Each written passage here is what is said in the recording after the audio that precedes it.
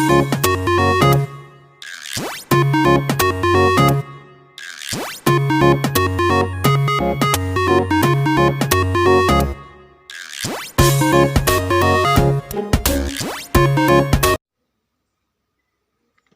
students, I am Pawan Megwansi. I will welcome you to my YouTube channel JB Education Help Desk. Last time we were study about manure and fertilizers, differences between manure and fertilizers, and advantage of manure. And today we will study about irrigation, traditional method of irrigation, sources of irrigation, modern methods of irrigation. So first of all, if you are visit my YouTube channel first time, please subscribe my channel and press the bell icon, like my videos and share my videos.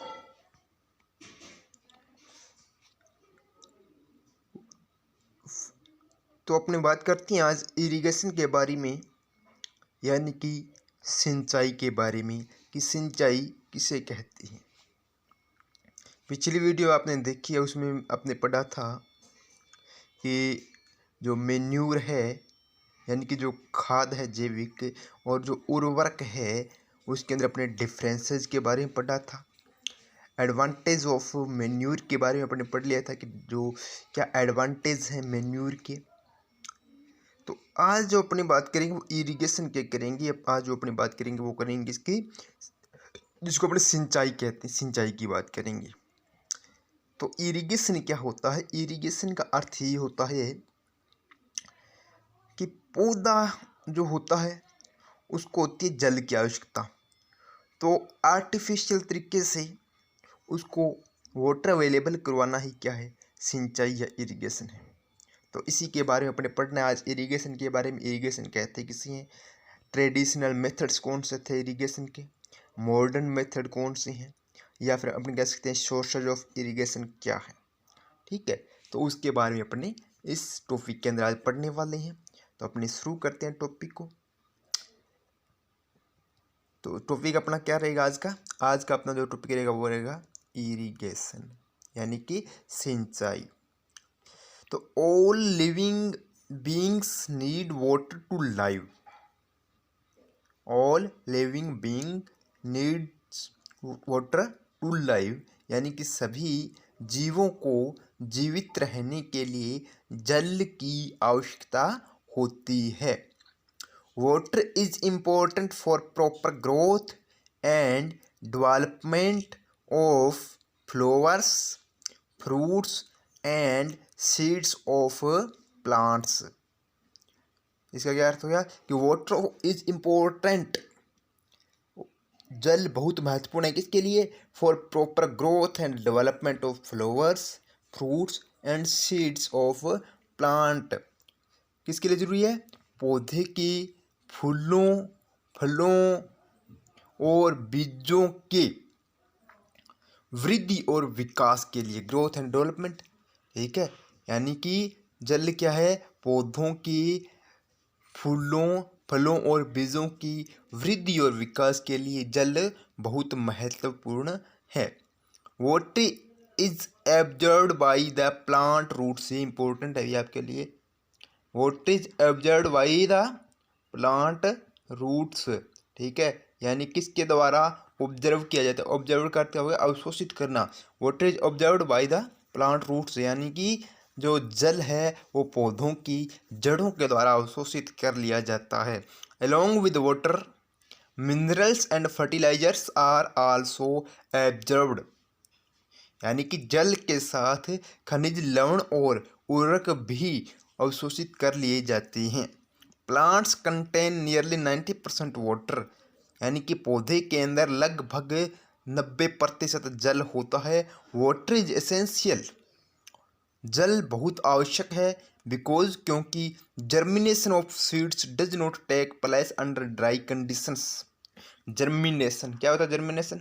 Germination का अर्थ होता है अंकुरण करना, यानी कि बीज का उगना। ठीक है, जर्मिनेशन का अर्थ क्या होता है? अंकुरण। अंकुरण यानी कि बीज का उगना।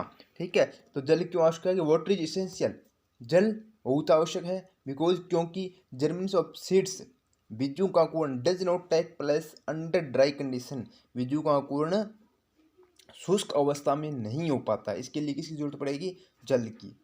Nutrients dissolved in water get transferred to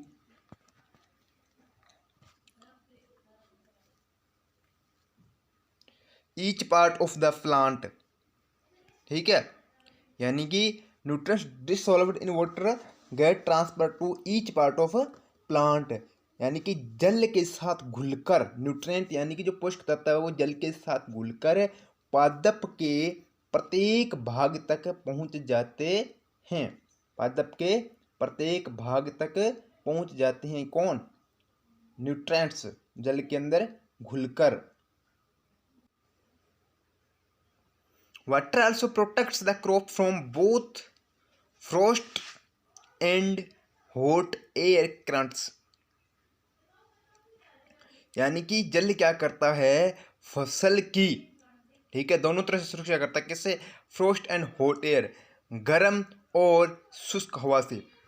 to maintain the moisture of the soil for healthy crop growth, fields have to be watered regularly. ठीक है, to maintain the moisture of the soil, ठीक है, यानी कि मिट्टी के अंदर आर्द्रता बनाए रखने के लिए, फॉर हेल्दी क्रॉप ग्रोथ, फसल की एक स्वस्थ वृद्धि के लिए, fields have to be watered regularly, खेतों को निरंतर रूप से क्या दिया जाता है? पानी दिया जाता है या उनकी सिंचाई की जाती है। ठीक है, the supply of water to crops at different intervals is called irrigation. ये आगे इसकी definition. The supply of water to crops,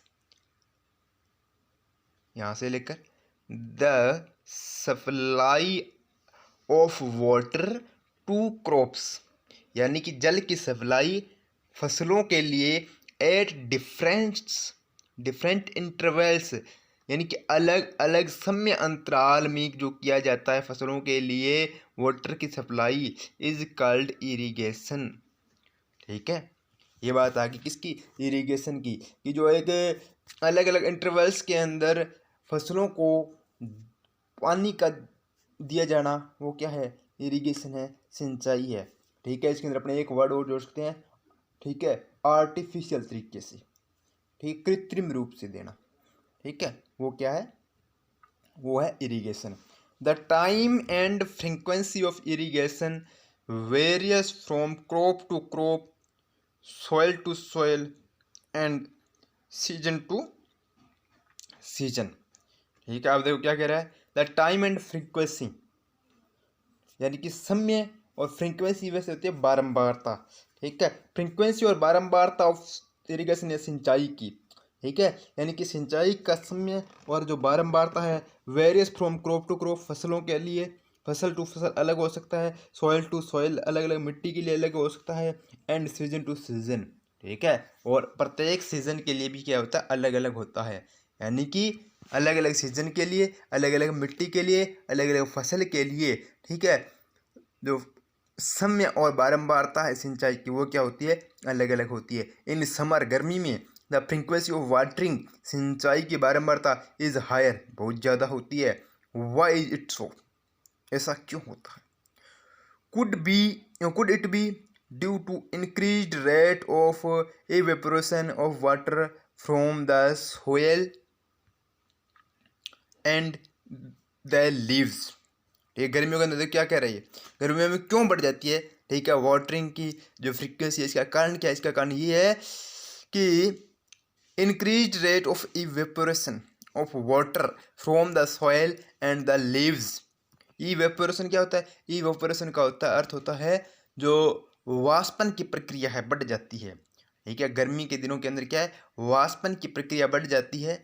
ठीक है, जल वाष्पन की प्रक्रिया बढ़ जाती है, ठीक है, मिट्टी के द्वारा भी और पत्तियों के द्वारा भी। वाष्पन का अर्थ क्या होता है, इवेपोरेशन का अर्थ क्या होता है बता देता हूँ। इवेपोरेशन का अर्थ ये होता है कि जब गर्मी ज़्यादा पड़ती है, समर का टाइम होता है, ठीक है, टेम्परेचर क्या होता है, ज़्यादा होता है इन्वायरमेंट के अंदर, तो उस कारण जो लीव्स के अंदर जो वाटर है या मिट्टी के अंदर जो मॉइस्चर है, ठीक है, उसके अंदर जो वाटर है वो क्या है, हाई टेम्परेचर के कारण क्या होता है, गर्म होने लगता है, और वो क्या है, एक भाप के रूप में ऊपर उठने लगता है। तो उसको अपनी क्या कहते हैं, उसको कहते हैं इवेपोरेशन, ठीक है, यानी कि वाष्पन। आगे बात समझे, ये थी बात किसकी, वाष्पन की, इरिगेशन की। अब देखो ये बॉक्स के अंदर क्या लिखा है, I am very carefully this year about watering the plants. मैं इस साल पौधों को सिंचाई के लिए बहुत सतर्क हूँ। Last summer my plants dried up and died. पिछली गर्मियों में मेरे जो पौधे थे ड्राइड अप एंड डाइड, बहुत ज़्यादा सूख गए थे और मर गए थे। डाइड यानी कि मृत हो गए थे, सूख गए थे बिल्कुल ही, ठीक है। उसके बाद देखो sources of irrigation. Sources of irrigation यानी कि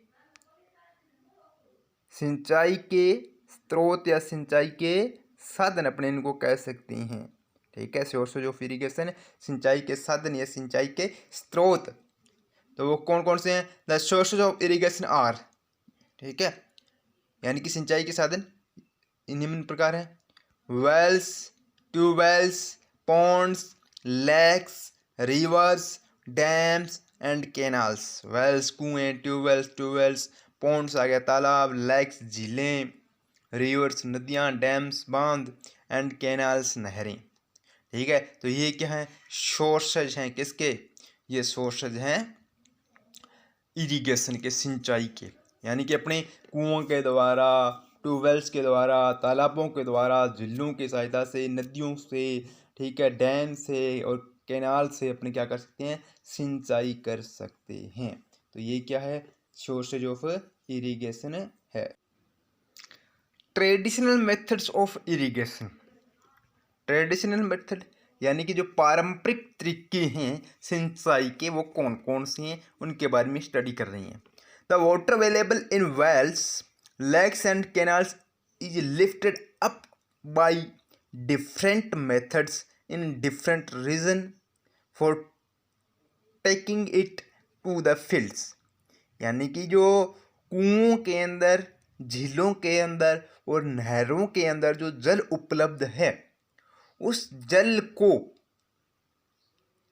उठाने के लिए विभिन्न प्रकार की जो मेथड्स है उनको अपनाया जाता है विभिन्न प्रकार के क्षेत्रों में, ठीक है। For taking it to the fields, इसे खेतों तक लेके जाने के लिए या खेतों तक पहुंचाने के लिए, ठीक है। कैटल और human labour is used in these method. और इस मेथड के लिए कैटल यानी कि जो मवेशी होती हैं, पशु जो होती हैं, इस मेथड के लिए कैटल और ह्यूमन लेबर यानी कि मानव मजदूर का क्या कहता है, उपयोग किया जाता है। So these method are cheaper. इसलिए यह जो मेथड है वो क्या है, चिपर है, बट लेस एफिशिएंट। लेकिन ये क्या है, कम खर्चीला है। The various traditional ways are, यानी कि वो कौन कौन से ट्रेडिशनल तरीके हैं, तो वो है मोट या पुली सिस्टम, एक है चेन पंप, ठीक है। इसको मैं आपको थोड़ा दिखा देता हूँ। ये वाला जो दिख रहा है आपको, ये क्या है, ये मोट है, ठीक है। यानी कि इसके अंदर ये क्या लगी हुई है, पूड़ी लगी हुई है, ठीक है। फिर इसके ऊपर से इसको खींचते हैं, ठीक है, और ये भर जाता है पानी का।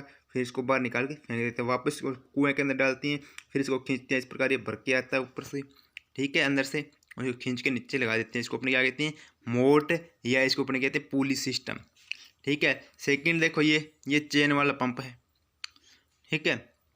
और थर्ड ये है डायरेक्ट, ये कौन सा है, ये इसको कहते हैं अपने ढेकली। और ये कौन सा, ये रहट है। ठीक है, इसमें क्या है, बेल है, बेल चारों तरफ घूमता है, जिसके कारण ये जो आपको दिख रहा है ये चक्कर सा, ठीक है, ये भी घूमता है, जिसके कारण इसके अंदर लगी होती है कुछ इस प्रकार से पल्ले बनाए जाते हैं लोहे के, वो क्या जल को उठाकर एक स्थान से दूसरे आगे फेंकते रहते हैं। ये हो गया रहट। ठीक है, ढेकली एंड रहट यानी कि lever system. Pumps are commonly use to for lifting water. ठीक है, इसके अंदर क्या है, सामान्यतः वाटर लिफ्टिंग के लिए किसका यूज किया जाता है, पंप का यूज किया जाता है। Diesel, biogas, electricity and solar energy is use to run these pumps. ठीक है, और इस पंप को चलाने के लिए क्या है, डीजल, बायोगैस और बिजली और जो सौर ऊर्जा है उसका साधारणतः यूज किया जाता है। ठीक है, तो ये कौन से आगे, ट्रेडिशनल मेथड आगे किसके, इरिगेशन के, जिसके अंदर अपने किसके बारे में पढ़ा, जिसके अंदर अपने रहट के बारे में पढ़ा है, जिसके अंतर्गत अपने पढ़ा है मोट के बारे में, यानी ये जो पुली सिस्टम है उसके बारे में, जिसके अंतर्गत आपने जो पढ़ा वो किसके बारे में पढ़ा, जिसके अंदर अपने पढ़ा चैन पंप और ढेकली के बारे में। ठीक है, तो ये कौन से मेथड हैं, ये ट्रेडिशनल मेथड हैं। ठीक है, ट्रेडिशनल मेथड ऑफ इरिगेशन के बारे में अपने पढ़ा है। नेक्स्ट जो अपने पढ़ेंगे वो कौन सा है, modern methods of irrigation. Modern methods of irrigation यानी कि सिंचाई के आधुनिक साधन कौन से हैं। Modern methods of irrigation help us to use water economically, यानी कि जो आधुनिक साधन है सिंचाई के वो हमें जल की मितव्ययता से उपयोग करने में सहायता करती हैं। The main methods used are as follows, यानी कि जो मुख्य मेथड है वो निम्न प्रकार है। स्प्रिंकल सिस्टम, स्प्रिंकल सिस्टम यानी कि छिड़काव विधि, जिसको अपन कहते हैं फुहारा सिस्टम। ठीक है, इसके अंदर क्या होता है, छिड़काव के द्वारा जल फसलों को दिया जाता है। This system is more useful on the uneven land where sufficient water is not available. ठीक है, ये जो सिस्टम है वो उस भूमि के लिए बहुत महत्वपूर्ण है जहाँ पर जल की उपलब्धता क्या होती है, कम होती है। The perpendicular pipes having rotating nozzles on top are joint to the main pipeline at regular intervals. इसके अंदर क्या होता है, देखो, द परपेंडिकुलर पाइप्स लगाई होती, परपेंडिकुलर पाइप लगाई होती है। ठीक है, और उसके अंदर क्या होता है, रोटेटिंग नोजल्स, घूमने वाले नोजल लगे होते हैं उसके टॉप पर, और उसके अंदर क्या होता है, are joint to the main pipeline, और उसको किससे जोड़ा जाता है, जो मुख्य पाइपलाइन है उससे जोड़ दिया जाता है परपेंडिकुलर पाइप्स को, और उसकी जो टॉप होती है उस पर क्या लगाया जाता है, रोटेटिंग नोजल्स लगा देते हैं, घूमने वाले नोजल लगा देते हैं एट रेगुलर इंटरवल, एक निश्चित दूरी पर, एक निश्चित अंतराल पर। When water is allowed to flow, और जब इसके अंदर जल को फ्लो किया जाता है थ्रू द मेन पाइप, मुख्य पाइप के द्वारा, अंडर प्रेशर, ठीक है, पूरे दाब के साथ, with the help of a pump, एक पंप की सहायता से, यानी कि पूरा दोबारा बताता हूँ। इसके अंदर होता क्या है, एक मुख्य पाइपलाइन होती है, उसके बाद उसके अंदर परपेंडिकुलर पाइप्स जुड़ी होती हैं, और उन पाइप्स के ऊपर क्या होते हैं, रोटेटिंग नोजल्स लगी होती हैं, घूमने वाले नोजल लगे हुए होते हैं। अब इसके अंदर अपने क्या करते हैं, एक हाई प्रेशर के द्वारा मुख्य जो पाइप है, मेन पाइप होती है, उसका अंडर प्रेशर क्या करते हैं, वाटर फ्लो करते हैं। ठीक है, और it escapes from the rotating nozzles. ठीक है, जब हाई प्रेशर के द्वारा जल आएगा, ठीक है, तो वो जो रोटेटिंग नोजल लगे हुए हैं वो क्या होते हैं, घूमते हैं। It gets sprinkled on the crop as if it is raining, और तब क्या करती हैं, ये स्प्रिंकल क्या करती हैं, जो फसल होती है उस पर इस प्रकार जल को छिड़कते हैं कि रेन हो रही है, वर्षा हो रही है। Sprinkle is very useful to sandy for sandy soil, और जो स्प्रिंकल है, छिड़काव विधि है, ये सैंडी सॉइल यानी कि जो दोमट मिट्टी है, ठीक है, उसके लिए बहुत यूजफुल होती है। ठीक है, तो फर्स्ट तो कौन सा स्प्रिंकल सिस्टम आ गया। सेकंड देखो कौन सा है, ये ड्रिप सिस्टम। ठीक है, बूंद बूंद सिंचाई जिसको अपने कहते हैं हिंदी में। ठीक है, इन दिस सिस्टम, इस प्रणाली के अंदर, इस सिस्टम के अंदर, the water falls drop by drop just at the position of root. ठीक है, इसके अंदर क्या किया जाता है, क्या water falls drop by drop, जो जल है वो बूंद बूंदों के रूप में गिराया जाता है? Just at the position of root, जड़ों के अंदर गिराया जाता है। ठीक है, so it is called drip system, इसलिए इसको अपने क्या कहती हैं? ड्रिप सिस्टम कहती हैं। ठीक है, बूंद बूंद सिंचाई कहती हैं। It is the best techniques for watering fruit plants, gardens and trees. और ये क्या है? जो फलदार पौधे होती हैं और जो गार्डनर्स होते हैं और अन्य जो पादप होते हैं, उनको जल देने की एक बहुत ही अच्छी तकनीक है। The system provides water to plant drop by drop. यह सिस्टम क्या करता है? पौधों को बूंदों के रूप में जल उपलब्ध करवाता है। Water is not wasted at all, और इसमें क्या होता है? जो जल होता है वो वेस्ट नहीं होता है। It is a boon in region where availability of water is poor, और यह उन क्षेत्रों में प्रभावकारी होता है जहाँ पर वाटर अवेलेबिलिटी क्या होती है? पुअर होती है, कम होती है। ठीक है, और ये दोनों सिस्टमों की मैं आपको दिखा देता हूँ इमेज। ये देखो, ये कौन सी है? ये है ड्रिप सिस्टम। इसके अंदर क्या होता है? पाइपलाइन बिछी होती है छोटी छोटी। ठीक है, और ये पाइपलाइन क्या करती है? डायरेक्ट जो प्लांट्स होते हैं उनके रूट तक क्या करती है? जल को पहुंचाने का काम करती है। और जो दूसरा अपने पढ़ा उसके अंदर क्या होता है? स्प्रिंकलर सिस्टम के अंदर, उसके अंदर एक मेन पाइप होती है और उसके अंदर क्या होता है? मेन पाइप के अंदर और दूसरी पाइपें जुड़ी होती है, और उनके टॉप पर क्या जुड़े होते हैं? उनके टॉप पर रोटेटेड नोजल जुड़ी होती हैं, घूमने वाले नोजल जुड़ी होती हैं। और उसके बाद मेन पाइप में हाई प्रेशर के द्वारा जल को फ्लो किया जाता है, वाटर को फ्लो किया जाता है, जिसके कारण क्या होती हैं? जो रोटेटेड नोजल होती हैं वो घूमती हैं, और उनसे जो जल निकलता है वो क्या होता है? एज ए रेनिंग क्या होता है? वो छिड़काव की विधि से छिड़का जाता है। ठीक है, तो ये मेथड कौन से हैं? ये मेथड दो हैं मॉडर्न इरिगेशन सिस्टम के। ठीक है,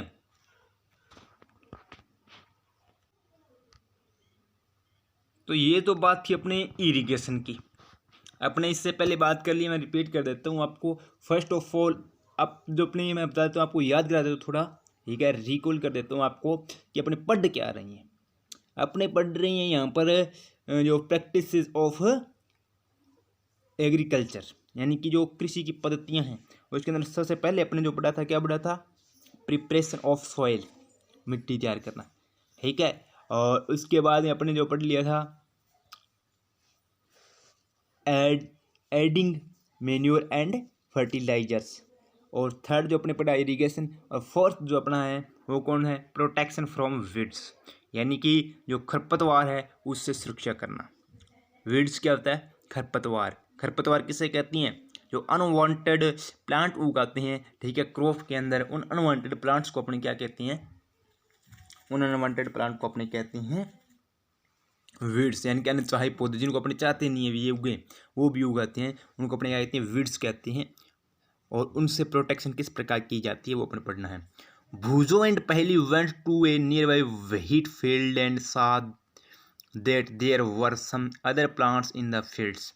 भूजो एंड पहली एक नज़दीक के गेहूं के खेत में गए और उन्होंने देखा कि यहाँ पर कुछ अन्य पौधे भी क्या खेत में उग रहे हैं। Have these other plant be planted purposely, have these other plants been planted purposely, यानी कि इन पौधों के उगने का क्या उद्देश्य है? In a field many other undesirable plants may grow naturally along with the crop. ठीक है, यानी कि खेत के अंदर विभिन्न प्रकार के अनडिजरेबल का मतलब तो अवांछित, जो मैंने अभी ऊपर क्या नाम दिया था? अनवांटेड, यानी कि जिनको अपने चाहते नहीं है, यानी कि अनडिजरेबल का मतलब अवांछित। ठीक है, जो वांछित नहीं है वो पौधे भी क्या उगाते हैं खेतों के अंदर नेचुरली, प्राकृतिक रूप से, अलोंग विद द क्रॉप, फसलों के साथ। These undesirable plants are called weeds. ठीक है, these undesirable plants are called weeds, यानी कि जो ये अनवांछित पौधे होते हैं इनको अपने क्या कहते हैं? वीड्स कहते हैं, खरपतवार कहते हैं। The removal of weeds is called weeding, यानी कि जो वीड्स हैं उनको रिमूव करना, ठीक है, अलग करना, बाहर निकालना फसल से क्या कहलाता है? वीडिंग कहलाता है, यानी कि निराई कहलाता है। Weeding is necessary since weeds compete with the crop plant for water, nutrients, space and light. ठीक है, वीडिंग इज नेसेसरी, ये क्यों आवश्यक हो जाता है वीडिंग? क्योंकि वीड्स क्या कहते हैं? compete with the crop. ठीक है, ये क्या करते हैं? स्पर्धा करते हैं किसके साथ? स्पर्धा का मतलब क्या है? कंपटीशन करते हैं, सीधी बात है, कंपटीशन करते हैं किसी साथ? क्रॉप के साथ। फॉर वाटर, जल के लिए, न्यूट्रिएंट्स, पोषक तत्वों के लिए, स्पेस एंड लाइट, और क्या करते हैं? जगह के लिए। स्पेस यानी कि उनको भी तो जगह चाहिए, जगह के लिए, एंड लाइट, और लाइट के लिए। तो ये क्या करते हैं? फसली पादपों के साथ, ठीक है, फसली पादपों के साथ जल के लिए, न्यूट्रिएंट के लिए, स्पेस एंड लाइट के लिए क्या करते हैं? compete करते हैं। thus they affect the growth of the crop, और यद्यपि ये क्या करती हैं? जो फसल की ग्रोथ है उसको भी प्रभावित करती हैं। Some weeds interfere even in harvesting, और कुछ जो खरपतवार है वो क्या करती हैं? जो फसल की हार्वेस्टिंग है उसमें भी इंटरफेयर करती हैं। And may be poisonous for animals and human being, और ये क्या करती हैं? एनिमल्स और ह्यूमन बीइंग के लिए विषैले भी हो सकते हैं, जहरीले भी हो सकते हैं वीड्स जो होते हैं। ठीक है, farmers adopt many ways to remove weeds and control their growth, यानी कि जो किसान होते हैं वो विभिन्न प्रकार से इसको रिमूव करती हैं और इसकी ग्रोथ को कंट्रोल करने का प्रयास करती हैं। Tilling before sowing of crops helps in uprooting and killing of weeds, यानी कि बुआई से पहले जो टिलिंग की जाती है, टिलिंग का अर्थ क्या हो गया? प्रिपरेशन ऑफ सॉइल के अंदर अपने पढ़ा था कि जो सॉइल है उसको प्रिपेयर किया जाता है बुआई से पहले, उसके अंदर क्या किया जाता है? कल्टीवेट किया जाता है, उसको हल चलाया जाता है उसके अंदर। तो वो जो हल चलाने की विधि उसको अपने क्या कहते हैं? टिलिंग या प्लाउइंग कहते हैं। तो टिलिंग जो करते हैं, टिलिंग के दौरान क्या करती हैं? जो वीड्स होती हैं वो क्या जाती हैं? उखड़ जाती हैं। ठीक है, अपरूटिंग यानी कि उनकी जड़ें उखड़ जाती हैं, एंड किलिंग, और वो क्या होते हैं? सूख जाती हैं, मर जाती हैं।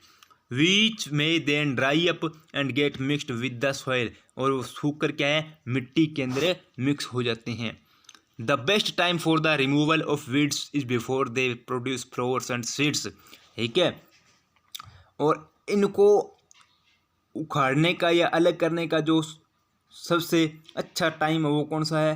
कि ये फूल और फल उत्पन्न न करे उससे पहले इनको क्या कर दिया जाए? उखाड़ देना चाहिए। The manual removal including physical removal of weeds by uprooting और cutting them close the ground. ठीक है, manual removal includes physical removal. ठीक है, यानी कि इसको अपने रिमूव करने के लिए क्या करते हैं? Physical removal of weeds by uprooting और cutting them close to the ground. ठीक है, इस क्या करती हैं? या तो अपने क्या करते हैं? शारीरिक रूप से इसको रिमूव करने के लिए या तो इसको जड़ से उखाड़ती हैं, या फिर इसको क्या है? ग्राउंड के बिल्कुल करीब से इसको काट देते हैं। ठीक है, फ्रॉम टाइम टू टाइम, समय समय पर। This is done with the help of a khurpi, और ये कार्य एक खुरपी की सहायता से किया जाता है। A seed drill is also used to uproot weeds. ठीक है, और सीड ड्रिल की सहायता से भी इसको उखाड़ा जाता है। Weeds are also controlled by using certain chemicals, ठीक है, कॉल्ड वीडिसाइड्स, यानी कि वीड्स को, खरपतवार को कंट्रोल करने के लिए रसायनों का यूज किया जाता है, जिनको अपने क्या कहते हैं? वीडिसाइड, खरपतवारनाशी कहते हैं। यानी खरपतवार को कंट्रोल करने के लिए रसायनों का यूज किया जाता है, जिसको अपने क्या कहते हैं? खरपतवारनाशी कहते हैं। लाइक 2,4-D, जैसे 2,4-D, यानी कि 2,4-D का यूज अपने किस में करते हैं? खरपतवारनाशी के रूप में करते हैं। याद रखना, 2,4-D का यूज किस में करते हैं? वीडिसाइड के रूप में यूज करते हैं, खरपतवारनाशी के रूप में ये करते हैं। These are spread in the fields to kill the weeds. ठीक है, इनकी क्या की जाती है? वीड्स को मारने के लिए क्या किया जाता है? स्प्रे किया जाता है। They do not damage the crops, और ये फसल को कोई हानि नहीं पहुंचाती हैं। The weedicide are diluted with water to the extent required, ठीक है, विडिसाइड को जल के अंदर घोला जाता है, and spread in the field with A sprayer, और एक स्प्रेयर की सहायता से खेत में स्प्रे कर दी जाती है।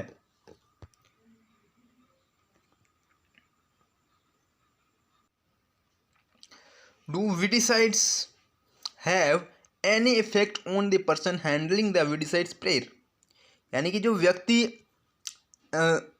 विडिसाइड का यूज करता है स्प्रे के रूप में, स्प्रे करता है जो विडिसाइड की, उसके ऊपर इसका क्या इफेक्ट पड़ता है। एज ऑलरेडी मेंशन किया जा चुका है, the weedicide are sprayed during the vegetative growth of weeds, यानी कि ये जो इसकी वेजिटेटिव ग्रोथ होती है, वनस्पति की जो इसकी होती है वृद्धि होती है, उसी टाइम इसका क्या किया जाता है, स्प्रे किया जाता है before flowering and seed formation, और किससे पहले, फ्लावरिंग और सीड फॉर्मेशन से पहले।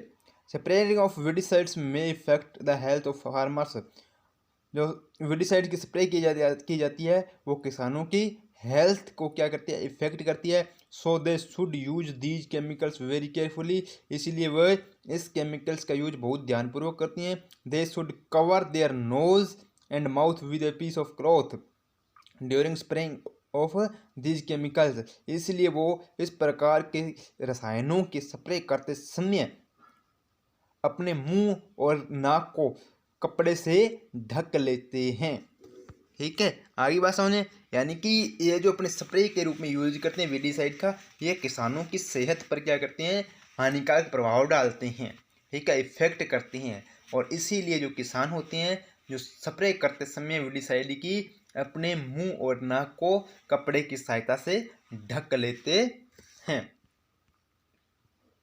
उसके बाद में नेक्स्ट जो आता है अपना, वो आता है हार्वेस्टिंग, ठीक है। Harvesting of A crop is an important task, harvesting क्या है, फसल का एक प्रमुख टास्क है। The cutting of crop after it is mature is called harvesting, यानी कि जब फसल मेच्योर हो जाती है यानी पक जाती है, तो तब उसको क्या किया जाता है, काटा जाता है, यानी कि फसल के पकने के बाद उसको काटा जाता है, और इसे अपने क्या कहते हैं, हार्वेस्टिंग कहते हैं। In harvesting crops are pulled out, यानी कि हार्वेस्टिंग के अंदर क्या जाता है, क्रॉप्स आर पुल्ड आउट, यानी कि या तो इनको उखाड़ा जाता है, cut close to the ground, और यह क्या जाता है, इनको काटा जाता है। It usually takes 3 to 4 months for a cereal crop to mature, और जो अनाजी फसलें होती हैं वो पकने में लगभग 3 से 4 महीने का समय लेती है। Harvesting is our country is either done manually by sickle और by a machine called harvester, यानी कि हमारे देश के अंदर जो मुख्यतः कटिंग की जाती है, हार्वेस्टिंग की जाती है, वो किसके द्वारा की जाती है, सिकल के द्वारा। सिकल यानी कि जो द्रांति होती है, द्रांति के द्वारा की जाती है, या फिर क्या की जाती है, मशीन के द्वारा की जाती है, जिसको अपने क्या कहते हैं, हार्वेस्टर कहते हैं। In the harvested crop the grain seeds need to be separated, ठीक है, जब इसको अपने हार्वेस्ट कर लेते हैं, काट लेते हैं फसल को, तब क्या है, जो ग्रेन सीड्स हैं यानी कि जो फसल के बीज हैं उनको क्या किया जाता है, नीड टू सेपरेटेड, अलग करने की आवश्यकता होती है। फ्रॉम द चाफ, यानी कि जो भूसा होता है उसे अलग करने की आवश्यकता होती है।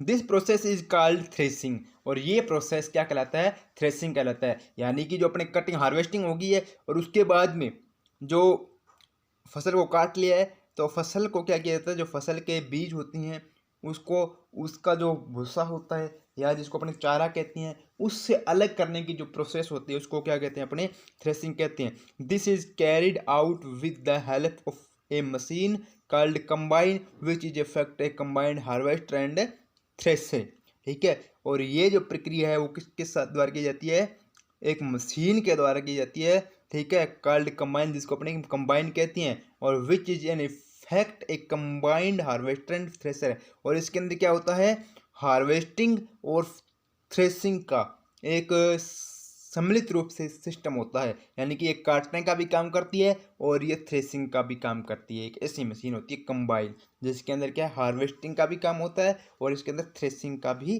काम होता है। ठीक है, ये मशीन है कौन सी, कंबाइन है, जो अपने देखते हैं। ठीक है, हार्वेस्टिंग के time after harvesting sometimes steps are left in the field. ठीक है, हार्वेस्टिंग के बारे में क्या होते हैं, कुछ टुकड़े जो होते हैं फसल के वो कहाँ रह जाते हैं, खेतों में रह जाते हैं। Which are burnt by farmers, और इन्हें किसानों के द्वारा जला दिया जाता है। ब्रंट यानी कि जलाना, और इन्हें किसानों के द्वारा जला दिया जाता है। पहली जो वरिट, पहली क्या है, चिंतित है। सी नाउज, वो जानती है। दैट इज कॉजेज पोल्यूशन, ये क्या करेंगे, जब इनको जलाएंगे तो क्या होगा, कॉजेज पोल्यूशन, यानी कि ये पोल्यूशन का कारण बनेंगे। It may also catch fire and damage the crops lying in the fields, और ये आग पकड़ सकते हैं और जो खेतों के अंदर फसल खड़ी है उनके लिए, उनको ये क्या कर सकते हैं, क्षतिग्रस्त कर सकते हैं, उनके लिए हानिकारक हो सकती है। Farmers with small holdings of land do the separation of grain and chaff by winnowing.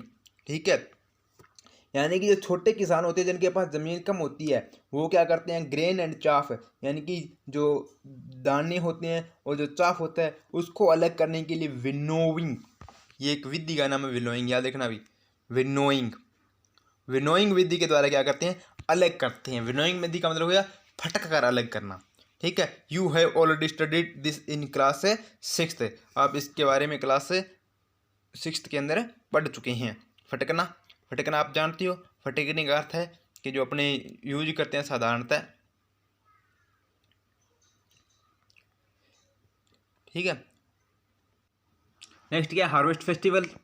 Harvest festival देखो क्या होता है, आफ्टर 3 और 4 months of hard work there comes the day of the harvest, यानी कि 3 या 4 महीने की कठिन परिश्रम के बाद, ठीक है, फसल के हार्वेस्ट का दिन आता है। The site of golden fields of standing crop, यानी कि फसलों के खड़े होने के कारण जो खेत होते हैं वो सुनहरे दिखती हैं।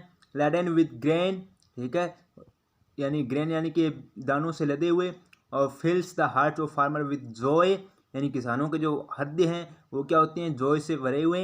And a sense of wellbeing, और वो अच्छा महसूस करती हैं। The efforts of the past season है बॉर्न फ्रूट, ठीक है, यानी कि उन्होंने जो मेहनत किया उनका क्या मिल रहा है, उनको फल मिल रहा है। It is a time to relax, और वो क्या करते हैं, रिलैक्स महसूस करते हैं। एंड एंजॉय ए लिटिल, और कुछ इंजॉय करते हैं। The period of harvest is, ये जो समय है वो किसका, हार्वेस्टिंग का है। दस यद्यपि of great Joy and happiness in all parts of India, और भारत के प्रत्येक हिस्से के अंदर ये समय कैसा होता है, ग्रेट जॉय का होता है। ठीक है, खुशी का पल होता है ये।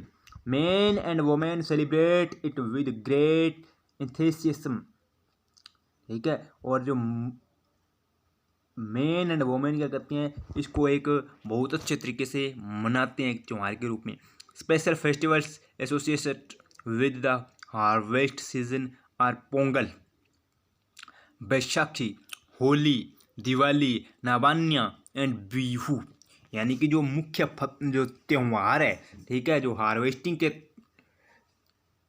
टाइम पर मनाए जाते हैं वो कौन कौन से हैं। पोंगल मनाया जाता है, बैसाखी मनाई जाती है, होली मनाई जाती है, दिवाली आती है, नवान्य आता है एंड बिहू आती है, यानी कि अलग अलग स्टेट के अंदर अलग अलग ये मनाए जाते हैं त्यौहार। ठीक है, उसके बाद देखो लास्ट जो अपने पढ़ना वो किसके बारे में पढ़ना, वो पढ़ना स्टोरेज के बारे में। ठीक है, स्टोरेज यानी कि जब फसल को अपने हार्वेस्टिंग कर लिया है, थ्रेसिंग उसकी हो गई है, अब क्या करना है, जो फसल है उसकी क्या करनी है, अपने को स्टोरेज करनी है। स्टोरेज यानी कि संग्रहण। Storage of produce is an important task, यानी स्टोरेज भी क्या है, उत्पादन का एक महत्वपूर्ण टास्क है। If the crop grains are to be kept for longer time, यदि अपने को जो फसल के उपज है उसको लंबे समय तक रखना है, they should be safe from moisture, insects, rats and micro organism, इनको अपने मॉइस्चर से, कीटों से, चूहों से और सूक्ष्म जीवों से सेफ रखने के लिए, ठीक, सेफ रखना है। The fresh crop has more moisture, ठीक है, यानी कि जो फ्रेश क्रॉप होती है उसके अंदर क्या होती है, मॉइस्चर होती है अधिक। इट फ्रेशली हार्वेस्टेड ग्रेन, यानी कि एंड टू एंड जब आप इसको अपने हार्वेस्ट करते हैं तो उसके जो ग्रैंड्स होते हैं, सीड्स होते हैं, आर स्टोर्ड विदाउट ड्राइंग। ठीक है, उनको अपने विदाउट ड्राइंग के यानी कि सुखाने से पहले उसको अपने स्टोर नहीं कर सकते। दे मे गेट स्पॉइल्ड और attacked by organisms losing their germination capacity. Hence before storing them, the grains are properly dried in the sunlight to reduce the moisture in them। यानी कि यदि अपने उसको क्या करेंगे, हार्वेस्टिंग के तुरंत बाद ही उसको अपने क्या स्टोर रूम में रख देंगे तो उसके अंदर क्या होगी, मॉइस्चर होगी। ठीक है, और मॉइस्चर के कारण उसके अंदर क्या है, विभिन्न प्रकार के जो माइक्रो ऑर्गेनिज्म है उस पर अटैक कर देंगे, जिसके कारण उस पर क्या प्रभाव पड़ेगा, उस पर प्रभाव पड़ेगा। ठीक है, कि लूजिंग देयर जर्मिनेशन कैपेसिटी, उनकी जो अंकुरण की क्षमता है उनको वो खो देंगे, यानी कि उगने की जो क्षमता है वो उनकी नहीं रहेगी। ठीक है, और तो इसके लिए अपने क्या करना पड़ेगा, बिफोर स्टोरिंग देम, इनको स्टोर करने से पहले the grains are properly dried in the sun. ठीक है, तो जो ग्रेन्स हैं उनको धूप के अंदर सुखाना पड़ेगा। To reduce the moisture in them, यानी के अंदर पाए जाने वाले विभिन्न प्रकार की जो मॉइस्चर है उसको कम करने के लिए। This prevent the attack by insect, pests and bacteria and fungi.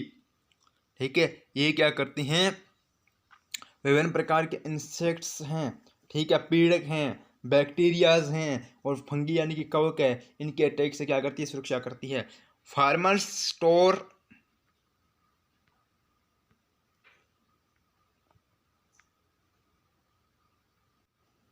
Grains in jute bags और मेटेलिक बिन्स, यानी कि फार्मर्स क्या करते हैं, स्टोर करते हैं जो फसलों को, वो किस में करते हैं, जूट बैग के अंदर करते हैं और मेटेलिक बिन्स के अंदर करते हैं। However large scale storage of grains is done in silo and granaries, यानी कि जो किसान होते हैं अपने स्तर पर जो करते हैं घर में रखने के लिए जो रखते हैं अनाज, वो तो किस में करती हैं, जूट बैग के अंदर करती हैं या मेटेलिक बिन्स बनाते हैं उसके अंदर करते हैं। लेकिन ये एक बहुत बड़े स्केल पर, बड़े पैमाने पर यदि इसको स्टोर किया जाता है तो उसके लिए क्या किया जाता है, साइलो बनाया जाता है, साइलो के अंदर इसको स्टोर किया जाता है।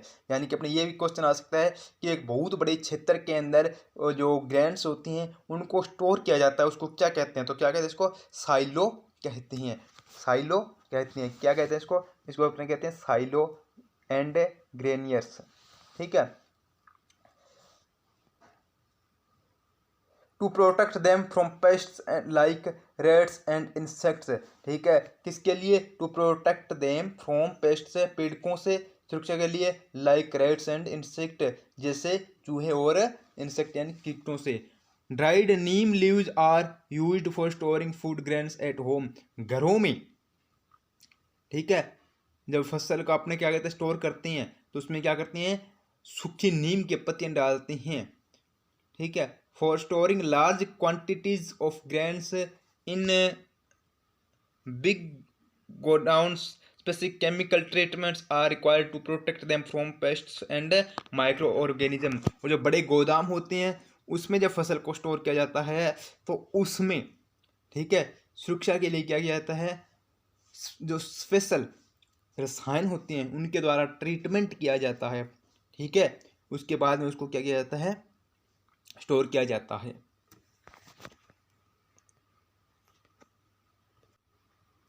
ठीक है, तो ये बात आगे इसके अपने पढ़ लिया। अब हार्वेस्टिंग के बारे में पढ़ लिया है, उसके बाद अपने स्टोरेज के बारे में पढ़ लिया है। नेक्स्ट जो अपना पॉइंट है वो क्या, फूड फ्रॉम एनिमल्स, यानी कि अभी तक तो अपने जो पढ़ा वो किसके बारे में पढ़ा, अपने पढ़ा प्लांट्स के बारे में, कि अपने जो भोजन प्राप्त करते हैं, फूड प्राप्त करते हैं, किससे प्राप्त करते हैं, प्लांट से प्राप्त करते हैं। नेक्स्ट जो अपने वो है फूड फ्रॉम एनिमल्स, यानी कि हम जानवरों से अपना भोजन प्राप्त करते हैं। तो make the following table in your notebook and complete it, यानी कि इस प्रकार ये टेबल बनानी है नोटबुक के अंदर और उसको अपने कंप्लीट करना है। तो फर्स्ट पॉइंट इसके अंदर देखो, फूड के बारे में लिख रखा है इसने और सोर्सेज लिख रखा है।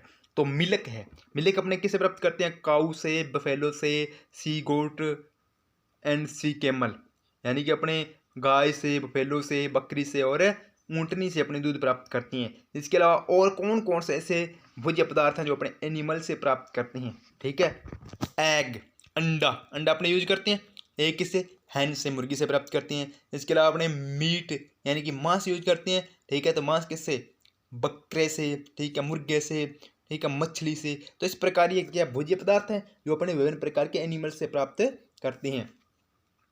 आफ्टर कंप्लीटिंग दिस टेबल, इस टेबल को कंप्लीट करने के बाद you must have seen that, आप ये देखते हैं कि like plants animals also provide us with different kinds of food, कि जिस प्रकार हमें पौधे भोजन उपलब्ध कराते हैं उसी प्रकार जानवर विभिन्न प्रकार के फूड उपलब्ध करवाते हैं। Many people living in the coastal areas consume fish as a major part of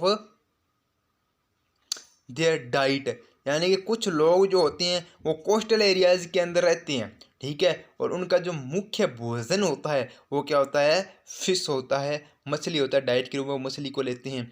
in the previous classes you have learned about the food that we obtain from plants, यानी कि पिछली कक्षाओं में हमने पढ़ा है, ठीक है, पिछली कक्षाओं में तुमने पढ़ा होगा कि जो फूड होते हैं वो विभिन्न प्रकार के पौधों के द्वारा अपने को प्राप्त होती हैं। वी हैव जस्ट सीन, हम देखते हैं that the process of crop production involves a number of steps like selection of seeds, sowing etcetera, ठीक है। यानी कि जो प्रोसेस ऑफ क्रॉप प्रोडक्शन है, यानी कि फसल उत्पादन का जो प्रोसेस है उसके अंदर क्या होता है, involve the number of steps, कुछ स्टेप्स होते हैं, लाइक सिलेक्शन ऑफ सीड्स यानी कि बीजों का चयन करना, सोविंग यानी कि बुआई करना, एटसेट्रा इत्यादि। Similarly animals reared at home और and farms have to be provide with proper food, यानी कि इसी प्रकार जिस प्रकार अपने क्या करते हैं, खेती करते हैं, उसी प्रकार क्या होते हैं एनिमल्स रियर्ड, यानी कि जो पशुपालन होता है, पशुपालन भी क्या खेती की तरह कर सकते हैं, ठीक है। इसके अंदर क्या करते हैं अपने, have to be provide with proper food, यानी कि पशुओं को अपने पालते हैं, ठीक है, उनको एक प्रॉपर फूड प्रोवाइड कराती हैं, शेल्टर एंड केयर, उनको आश्रय प्रदान करती हैं और उनकी देखभाल करती हैं। When this is done on a large scale, और जब ये एक बहुत बड़े पैमाने पर अपने इसको कंप्लीट करती हैं, it is called animal husbandry, यानी कि तब इसको अपनी क्या कहती हैं, पशुपालन कहती हैं।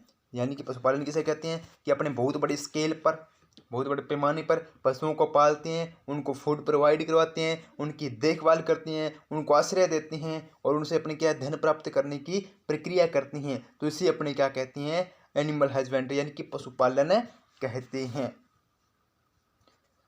Fish is a good for health, fish क्या है, हेल्थ के लिए बहुत अच्छी है। We get cod liver oil from fish, यानी कि हम फिश से क्या करते हैं, कोल्ड लिवर ऑयल प्राप्त करते हैं, which is rich in vitamin D, और ये क्या होता है, विटामिन डी इसमें बहुत ज़्यादा होता है, किसमें, फिश के लीवर के अंदर। फिश लीवर जो ऑयल होता है उसके अंदर विटामिन डी की मात्रा बहुत ज़्यादा होती है, तो ये हमारे लिए क्या होती है, बहुत महत्वपूर्ण होता है।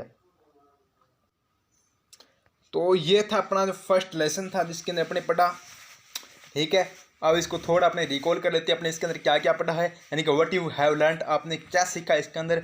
इन order to provide food to our growing population, यानी कि हमारी जो बढ़ती हुई जनसंख्या है इसको भोजन प्रोवाइड करवाने के लिए we need to adopt certain agriculture practice, हमें क्या है, विभिन्न प्रकार की जो कृषि पद्धतियाँ हैं, ठीक है, उसकी आवश्यकता होती है। Same kind of plants grown and cultivated at a place constitute a crop, यानी कि एक बहुत बड़े क्षेत्र के अंदर एक ही प्रकार के पौधों को उगाना क्या कहलाता है, फसल कहलाता है। इन इंडिया, भारत के अंदर crops can be broadly categorised into two types based on season, यानी इंडिया के अंदर फसलों को सीजन के आधार पर दो प्रकार में डिवाइड किया जा सकता है, रबी एंड खरीफ क्रॉप, ठीक है, रबी और kharif. It is necessary to prepare soil by tilling and levelling, ठीक है, इसके लिए क्या है, प्रिपेयर सॉइल यानी कि मिट्टी को तैयार करना पड़ता है, बाई टिलिंग यानी कि जो अपने कहते हैं टिलिंग यानी कि जो हलों के द्वारा मिट्टी को तैयार किया जाता है उसको टिलिंग कहते हैं, या प्लाउइंग, और एंड लेवलिंग, और उसको किया जाता है level. Ploughs and levellers are used for this purpose, और इस उद्देश्य को पूरा करने के लिए प्लाउ और लेवर्स का उपयोग किया जाता है। Sowing of seeds at appropriate depths and distance gives good yield, यानी कि जब अपने सोइंग किए जाते हैं, बीजों की बुआई की जाती है, तो उसके लिए क्या है, एक निश्चित गहराई और एक निश्चित डिस्टेंस के द्वारा बीजों की बुआई की जाती है एक अच्छे फसल उत्पादन के लिए। Good variety of seeds are sown after selection of healthy seeds, ठीक है। और एक स्वस्थ बीजों के चयन के बाद एक अच्छी वैरायटी के बीजों को क्या है, उगाया जाता है। Sowing is done by seed drill, और जो बुआई का कार्य है वो सीड ड्रिल मशीन के द्वारा कंप्लीट किया जाता है। Soil needs replacement and enrichment through the use of organic manure and fertilisers, ठीक है। यानी कि ये कहना क्या जाता है, ये कहता है कि जो सॉइल होता है, मिट्टी होती है, उसके अंदर जो न्यूट्रिएंट्स होती हैं उनकी पूर्ति के लिए अपने क्या करते हैं, ऑर्गेनिक मैन्योर जैविक खाद का यूज करते हैं, और फर्टिलाइजर्स उर्वरक का यूज करते हैं। Use of chemicals fertilizers has increased tremendously with the introduction of new crop varieties. यानी कि जो अपने केमिकल फर्टिलाइजर्स यूज करते हैं वे क्या करती है, इंक्रीज